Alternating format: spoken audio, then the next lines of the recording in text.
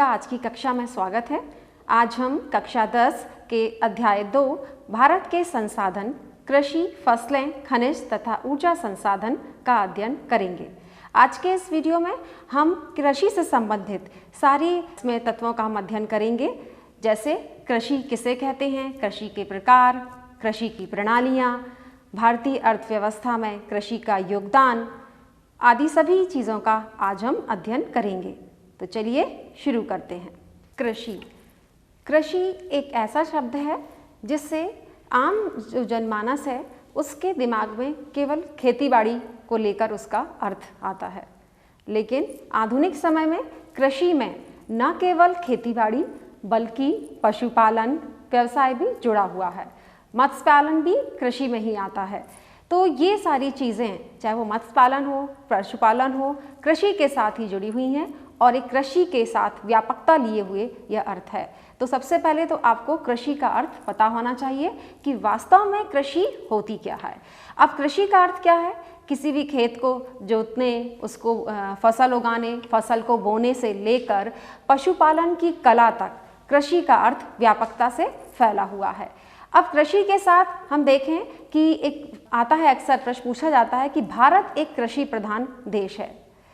आप इस तथ्य को लेकर या इस बात को जानकर आपको प्राउड फील होगा कि भारत जिस देश में हम रहते हैं वो देश में 51% क्षेत्रफल पर हम फसल उगाते हैं और वहीं दुनिया के केवल कुल क्षेत्रफल का 11% भाग ही कृषि के योग्य है। भारतीय अर्थव्यवस्था में कृषि का योगदान, तो आपको बता दें कि हमारे देश की जनसंख्या का 58% भाग जो है उसको आजीविका जो मिल रही है वो कृषि से मिल रही है। उसकी आजीविका का प्रमुख साधन कृषि है। अर्थात हम इसको इस तरीके से भी समझ सकते हैं, 2/3 जनसंख्या कृषि कार्यों में संलग्न है, आजीविका का प्रमुख साधन है। वहीं दूसरा जो ले सकते हैं कि कृषि एक प्राथमिक प्रक्रिया है, अर्थात कृषि से हमें खाद्यान्नों की आपूर्ति होती है और खाद्यान्नों की आपूर्ति ही नहीं होती बल्कि उद्योगों के लिए कच्चा माल भी मिलता है। प्राचीन काल से लेकर वर्तमान समय तक कृषि में आमूलचूल परिवर्तन भी हुए हैं। कृषि की तकनीकियों में परिवर्तन हुए हैं और यही कारण है कि कृषि एक जीविका का साधन से लेकर आज वाणिज्यिक कृषि तक पहुंच गई है।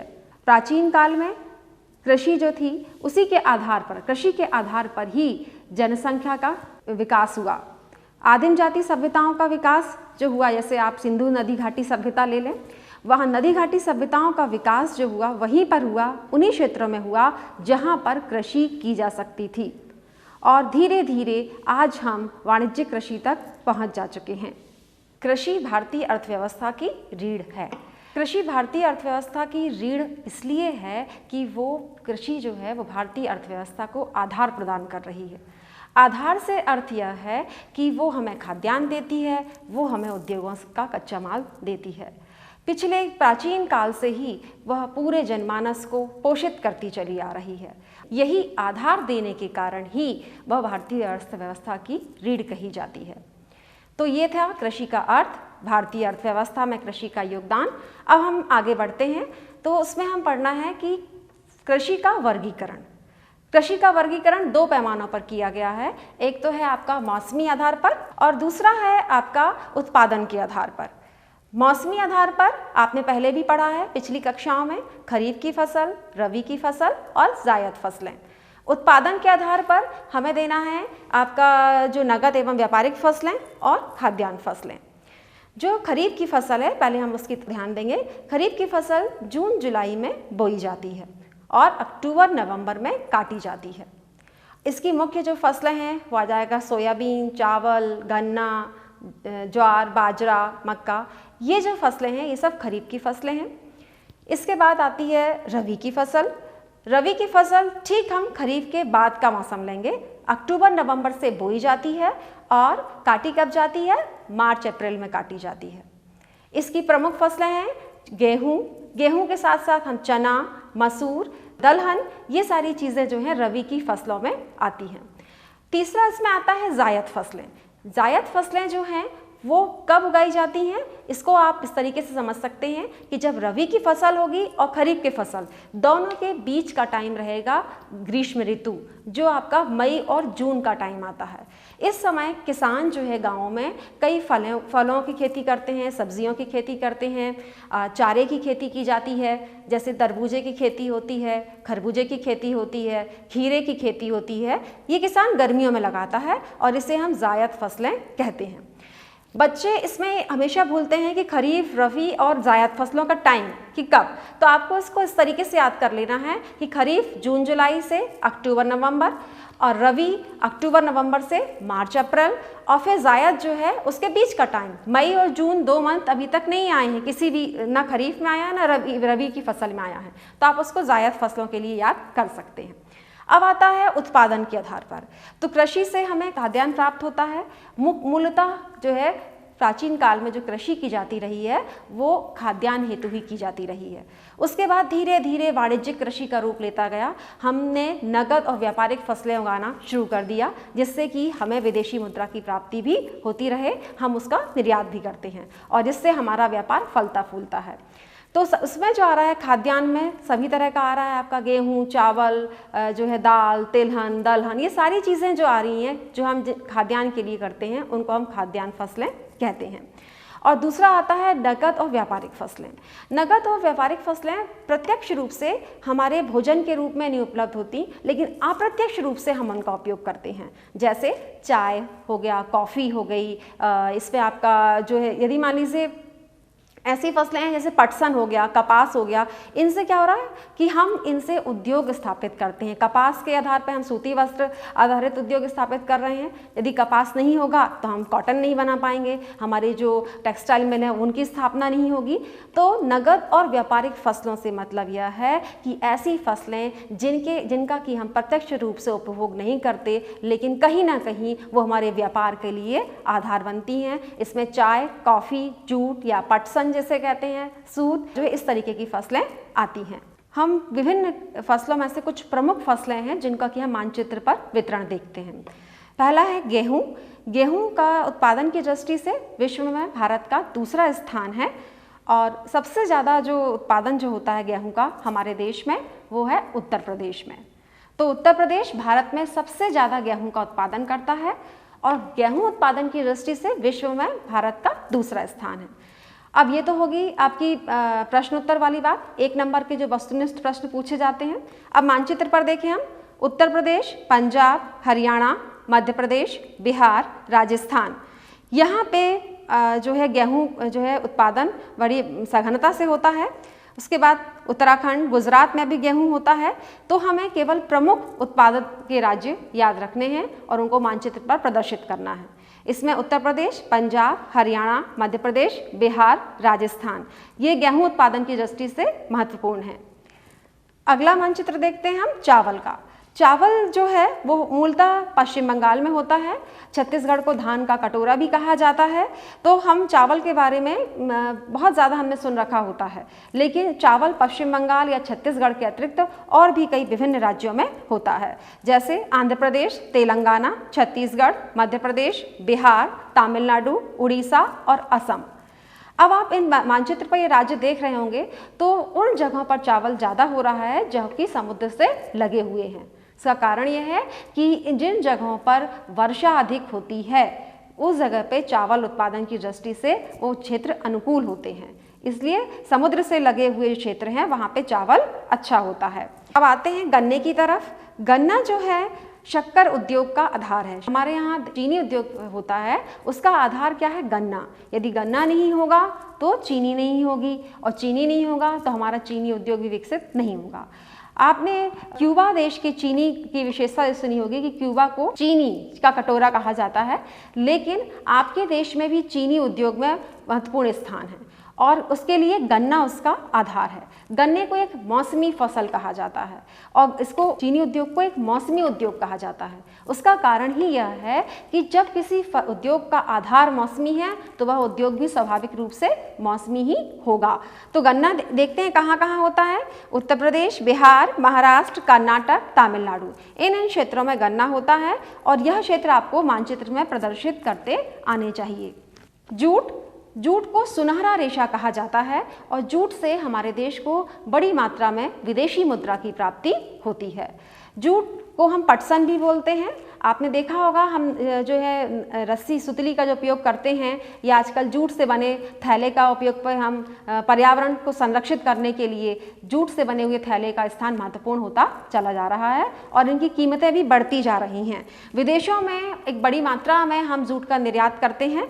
तो जूट को देखते हैं पश्चिम बंगाल, उड़ीसा, बिहार और आंध्र प्रदेश के कुछ हिस्से में जूट की पैदावार होती है। अब यदि आता है जूट उत्पादन का क्षेत्र, यदि मानचित्र में आपसे परीक्षा में प्रश्न पूछा जाता है तो आप मुख्य रूप से पश्चिम बंगाल का दें तो वो भी आपका सही उत्तर होगा, क्योंकि पश्चिम बंगाल में जूट जो है बहुत अच्छी क्वालिटी का होता है और बड़ी मात्रा में होता है। कपास जो है हमारे यहाँ एक परंपरागत कृषि जो है कपास की होती रही है। अंग्रेजी शासन काल में जब टेरिलेन या टेरिकॉट का जो है व्यापार बढ़ाने की दृष्टि से अंग्रेज़ों ने कई तरह के कड़े नियम ला के रख दिए थे, तब गांधी जी ने सूत काट कर हमें एक वस्त्र के रूप में कपास का उपयोग करना सिखाया था और उसी कपास के आधार पर सूती वस्त्र उद्योग जो है वो विकसित हुआ। हालांकि गांधी जी के पहले से ही कपास का उत्पादन हो रहा था, सूती वस्त्र जो है का उद्योग विकसित हो रहे थे, लेकिन हम गांधी जी का इसमें उनके चरखे के कारण हमने उनको याद किया है, क्योंकि उन्होंने अंग्रेजों के विरोध स्वरूप में सूत काट कर कपास को हमारे लिए या सूती वस्त्र को आम जनता के लिए उपलब्ध कराया था। कपास को देखते हैं महाराष्ट्र, गुजरात, इसमें आंध्र प्रदेश या तेलंगाना का भी कुछ हिस्सा आ रहा है और तमिलनाडु का भी आ रहा है। कपास के लिए काली मिट्टी चाहिए होती है, काली मिट्टी सबसे अच्छी होती है कपास के लिए, और महाराष्ट्र और गुजरात यहाँ पर क्या है, काली मिट्टी है और आर्द्र जलवायु है, इसीलिए यहाँ पे सूती वस्त्र उद्योग भी केंद्रित हैं। क्योंकि समुद्र से लगा हुआ क्षेत्र है इसलिए सम जलवायु है, आर्द्र जलवायु है, जलवायु में नमी रहती है जो कि कपास उत्पादन के लिए अनुकूल होती है। तो आपको यदि भारत में किन जगहों पर कपास का उत्पादन होता है आप याद नहीं कर पाते हैं तो आप इसको इस तरीके से लिंक जोड़ सकते हैं कि जहाँ पे काली मिट्टी है वहाँ पे कपास होगा, तो आप उसको मानचित्र पर अच्छे तरीके से कर सकते हैं। चाय उत्पादन क्षेत्र, चाय उत्पादन में आप केरला का बता सकते हैं, आसाम का दे सकते हैं। इन दो जगह पे जो है चाय का उत्पादन बहुत अच्छा होता है और हम इसका जो है चाय का बाहर निर्यात भी करते हैं। तो चलिए अब आगे बढ़ते हैं खेती के प्रकारों की तरफ कि किस किस प्रकार से खेती हमारे किसान करते हैं। तो पहला है सामान्य खेती। सामान्य खेती से अर्थ ये लगाया जाता है कि जो भी किसान अपनी आजीविका को चलाने के लिए, अपने परिवार का पालन पोषण करने के लिए या अपने खाद्यान्न की आवश्यकता हेतु खेती करता है और उसका खेत का जो आकार जो रहता है वो बहुत बड़ा नहीं रहता, लेकिन केवल वो अपनी आजीविका को चलाने के लिए खेती करता है, उसे हम कहते हैं सामान्य खेती। इसके लिए जो है वो अधिकांशतः परंपरागत यंत्रों का उपयोग करता है खेती में, क्योंकि उसके पास आजीविका को चलाने के लिए साधन सीमित होता है और वह खेती क्या कहलाती है, सामान्य खेती कहलाती है। इसमें आप गेहूँ, चावल ले सकते हैं। केवल वो खाद्यान्न की खेती करता है, इसके लिए वो व्यापारिक फसलों को नहीं उगाता है। फिर आता है विशिष्ट खेती।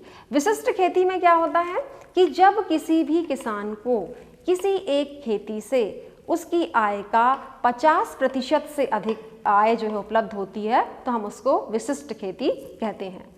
ऐसा इसलिए कि वो केवल अपने जीवन निर्वाह के लिए नहीं कर रहा है, क्योंकि जीवन निर्वाह के लिए जो किसान कर रहा होता है वो 3 फसलें उगाता ही है क्योंकि उसको अपनी आजीविका चलानी है।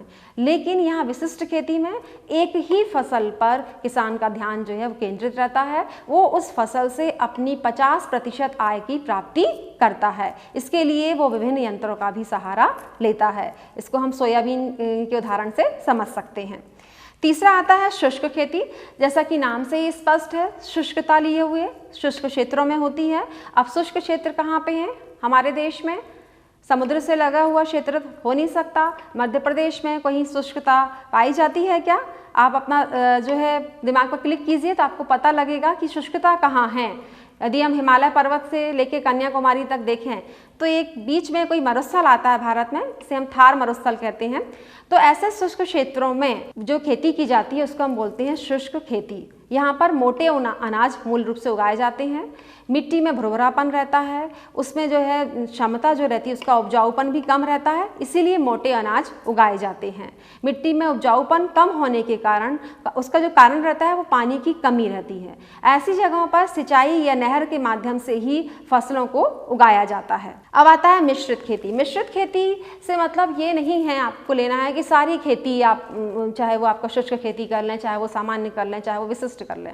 अक्सर परीक्षा में जब बच्चा जब उत्तर देता है तो कई कॉपियों में हमने देखा है उसमें कई सब प्रकार की कृषि का वो लिख देता है, लेकिन मिश्रित खेती का अर्थ ये होता है कि कृषि के साथ साथ पशुपालन जो है वो भी उसमें शामिल होता है, तो हम उसे कहते हैं मिश्रित खेती। यदि कोई व्यक्ति कि गांव में रहकर खेती भी कर रहा है, पशुपालन भी कर रहा है, कुछ जो है बांस की टोकरी का भी वो काम करता है, इस तरह से कई काम वो करता है उस गांव में रहकर, तो हम उसको बोल देते हैं मिश्रित खेती। आगे आता है सिंचित खेती। सिंचित खेती से अर्थ वही है कि सिंचाई जिस खेती में होगी उसको हम सिंचित खेती बोलेंगे।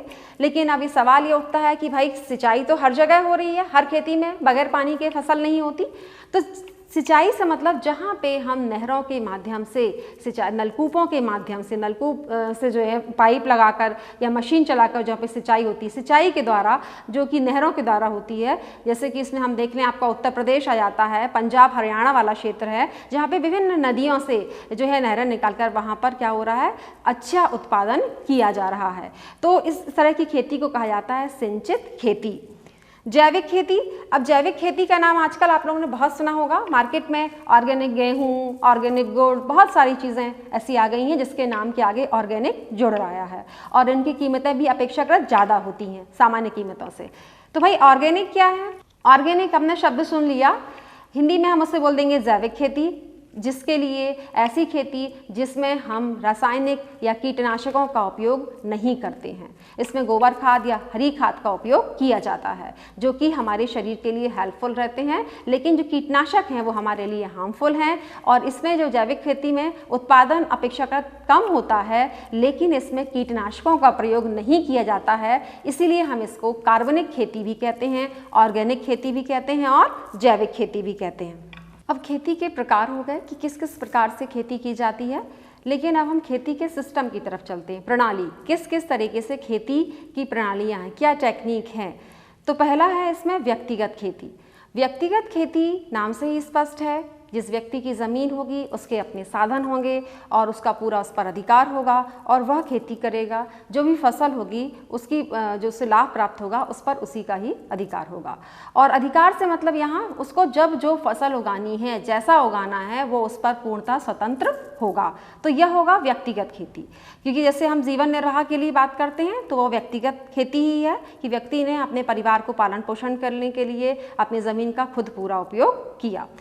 व्यक्तिगत खेती में व्यक्ति पूर्णतः स्वतंत्र होता है, उसके पास उसके पूरे साधन होते हैं, उस पर किसी का भी अधिकार नहीं होता, चाहे वो सरकार का हो तो भी नहीं। वो केवल अपने हिसाब से अपने खुद के निर्णय के द्वारा खेती करता है, अपने तरीके खुद अपनाता है और अपने सीमित साधनों से अपने परिवार को वो उत्तम आय प्रदान करता है। दूसरा इसमें आता है सामूहिक खेती। अब व्यक्तिगत खेती में क्या हो रहा है, किसी एक व्यक्ति ने खेती की है, उस पूर्णतः स्वतंत्र है। सामूहिक खेती में नाम से स्पष्ट हो रहा है, एक समूह, एक ग्रुप या एक दल जो बन गया है, कुछ लोग इकट्ठे हो गए हैं, उन्होंने अपने साधन एक साथ मिला लिए हैं और वो किसी कमेटी को सौंप दिए हैं। वह कमेटी क्या कर रही है, वो कमेटी इनसे पूरा काम करवा रही है, उस कमेटी के निर्णय ये सभी मानते हैं और उसको हम बोलते हैं सामूहिक खेती। और उसी कमेटी के निर्णय के अनुसार ये खेती करते हैं। क्योंकि बहुत सारे लोग इकट्ठे होते हैं, अब वो कौन किसकी बात मानेगा यह निश्चित नहीं हो पाता है, इसलिए एक कमेटी के अधीन वो सारे व्यक्ति काम करते हैं। तो यह हो गया सामूहिक खेती। फिर आता है आपका सहकारी खेती। सहकारी खेती में क्या होता है कि एक समूह के लोग तो होते हैं, कुछ लोग इकट्ठा होकर जो है अपने पूरा साधन भी इकट्ठा करके किसी एक समिति को सौंप देते हैं या किसी एक व्यक्ति को सौंप देते हैं और वह जो व्यक्ति है उन सारे लोगों पे जो से काम करवाता है और जिसकी जितनी जो ज़मीन होती है उस ज़मीन के अनुपात के आधार पर उसको आय प्राप्त होती है। अर्थात जो भी फसल उगाई जाती है उस फसल से जो भी लाभ प्राप्त होता है ज़मीन के अनुपात में बांटा जाता है।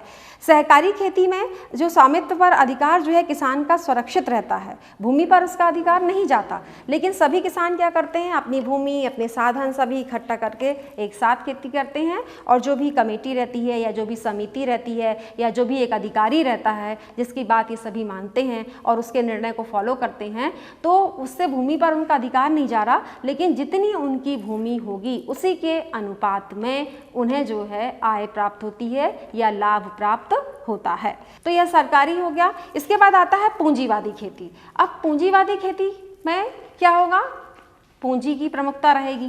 जैसे कि हम पढ़ते हैं पूंजीवादी अर्थव्यवस्था, ऐसी अर्थव्यवस्था जिसमें पूंजी को महत्व दिया जाता है। मूलतः इसमें व्यापारिक फसलें आती हैं, बड़े पैमाने पर उत्पादन किया जाता है, और इसमें जो है परंपरागत तरीकों से इसमें उत्पादन नहीं होता। इसमें जो उत्पादन होता है वो मशीनों से होता है, विभिन्न यंत्रों से होता है। तो आपने 5 तरीके की खेती की प्रणालियाँ पढ़ी। अब हम पढ़ेंगे कृषि हेतु सरकारी प्रयास। सरकार के द्वारा ऐसे कौन से प्रयास किए जाते रहे हैं जिससे कृषि ने निरंतर विकास किया है, क्योंकि कृषि, भारतीय कृषि तो मानसून का जुआ है, मानसून पर निर्भर है। तो सबसे पहले हरित क्रांति। जब हरित क्रांति आई थी तब उसमें क्या किया गया था, हरित क्रांति में उत्पादन को तीव्रता से बढ़ाने के लिए, जो अंग्रेजी शासनकाल में जो अर्थव्यवस्था पूरी कचूमर हो गई थी उसको उछालने के लिए, उसका विकास करने के लिए जो है हरित क्रांति को अपनाया गया था। हरित क्रांति में जो खेतों में या उत्पादन को या फसलों में विभिन्न तरीके के यंत्रों के द्वारा, बहुत अच्छी खाद के द्वारा जो है आपका उपयोग किया गया, जिसके चलते गेहूं के उत्पादन में एक क्रांतिकारी परिवर्तन हुआ, बहुत तीव्रता से बढ़ा, इसीलिए हम उसको बोलते हैं हरित क्रांति।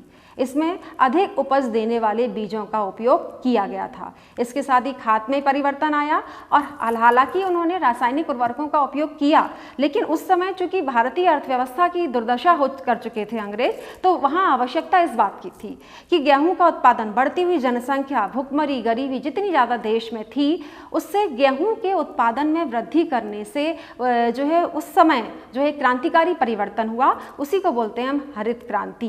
जैसे हरित क्रांति से गेहूं के उत्पादन में तीव्र गति से वृद्धि हुई, पहली विशेषता यही हो जाएगी, गेहूं के लिए अपनाया गया था। फिर दूसरा हम यदि बोलते हैं अधिक उपज देने वाले बीजों का उपयोग किया गया। फिर तीसरा बोल सकते हैं कि जो है अच्छी खाद का उपयोग किया गया, और पहली बार जो है कृषि में यंत्रों का उपयोग किया गया, या कृषि में मशीनीकरण का जो आया है युग, वो हरित क्रांति से ही आया है। इसके बाद से कृषि में आमूलचूल परिवर्तन आया, इसलिए भारतीय कृषि के विकास में हरित क्रांति का स्थान बहुत महत्वपूर्ण है। आगे चलते हैं। इसके बाद आता है श्वेत क्रांति। श्वेत क्रांति क्या है? श्वेत मतलब सफ़ेद। तो आप उस चीज़ को याद रखते हैं कि श्वेत क्रांति जो है वो दूध के उत्पादन से संबंधित है। इसमें पशुपालन को बढ़ावा दिया गया, ऐसे पशुओं को इस तरीके से पाला जाने पर जोर दिया गया जिससे दूध के उत्पादन में वृद्धि हो सके, और श्वेत क्रांति को ऑपरेशन फ्लड के नाम से भी जाना जाता है। यह अक्सर पूछा जाता है कि ऑपरेशन फ्लड किससे संबंधित है, तो ऑपरेशन फ्लड श्वेत क्रांति से संबंधित है। श्वेत क्रांति में पशुपालन को बढ़ावा दिया गया, ऐसे तकनीकें अपनाई गई जिसमें पशुपालन को करके पशुओं की जो है उसके दूध की पैदावार को बढ़ाया जा सके। तो श्वेत क्रांति के बाद आता है नीली क्रांति। अब नीली क्रांति किससे संबंधित होगी? वो मत्स्य क्रांति संबंधित है, मछली पालन से संबंधित है। क्योंकि भारत एक लंबी तटरेखा वाला देश है, इन सागर से घिरा हुआ जो भारत का तट है, वहाँ पे एक मत्स्य पालन जो है एक नई जो है एक दिशा दे सकता है अर्थव्यवस्था को विकसित करने का, और इसी उद्देश्य से नीली क्रांति को बढ़ावा मिला। भारत में 5 राज्यों में विशेषकर इसके अंतर्गत, मत्स्य क्रांति के अंतर्गत विभिन्न योजनाएं चलाई गई, जिससे कि मत्स्य जो उत्पादन है या मत्स्य उद्योग का तीव्रता से विकास हुआ। इसमें आगे आपका है औषधीय उद्यान। अब औषधियाँ, जो आयुर्वेदिक औषधियाँ हैं, आपको उसके बारे में समझना है। अभी हमने देखा कोरोना काल में बहुत सारे आयुर्वेदिक दवाइयाँ जो हैं, औषधियाँ जो हैं, वो उनका विज्ञापन तेज़ी से हुआ, और इसके साथ ही आयुष मंत्रालय द्वारा भी जो है काढ़ा का विज्ञापन किया गया, या काढ़े की सलाह सबको दी गई पीने की। तो आयुर्वेदिक दवाइयाँ से आप क्या समझते हैं? आपने सुना होगा, आपके घर पे लगा भी हो, एलोवेरा, या जिसे हम ग्वारपाठा बोलते हैं, तुलसी, हल्दी, आंवला या अश्वगंधा, ये सारी चीज़ें जो हैं वो आयुर्वेदिक औषधियों के रूप में इस्तेमाल की जाती हैं। आंवले का मुरब्बे के रूप में या अचार के रूप में, हल्दी एक एंटीसेप्टिक है जिसका हम घर में मसाले के रूप में उपयोग करते हैं, दालचीनी, काली मिर्च, शहद, सारी चीज़ें हमारी इम्यूनिटी को बढ़ाती हैं, चाहे वो मुलैठी हो चाहे वो काली मिर्च हो। तो इसके बाद हम चलते हैं, अब हम देखें कि हमने अभी तक क्या क्या पढ़ा। तो आज हमने सीखा है कि कृषि क्या होती है अपनी अर्थव्यवस्था में, कि कृषि का क्या स्थान है, उसको हमने समझा कि कृषि के बगैर हमारी अर्थव्यवस्था का विकास संभव नहीं है, क्योंकि देश का 2/3 जनसंख्या जो है वो कृषि कार्यों में लगी हुई है। अगली कक्षा में हम खनिज एवं ऊर्जा संसाधन का अध्ययन करेंगे। तो चलिए अभी विदा लेते हैं। धन्यवाद। हम चलते हैं, अब हम देखें कि हमने अभी तक क्या क्या पढ़ा। तो आज हमने सीखा है कि कृषि क्या होती है अपनी अर्थव्यवस्था में, कि कृषि का क्या स्थान है, उसको हमने समझा कि कृषि के बगैर हमारी अर्थव्यवस्था का विकास संभव नहीं है, क्योंकि देश का 2/3 जनसंख्या जो है वो कृषि कार्यों में लगी हुई है। अगली कक्षा में हम खनिज एवं ऊर्जा संसाधन का अध्ययन करेंगे। तो चलिए अभी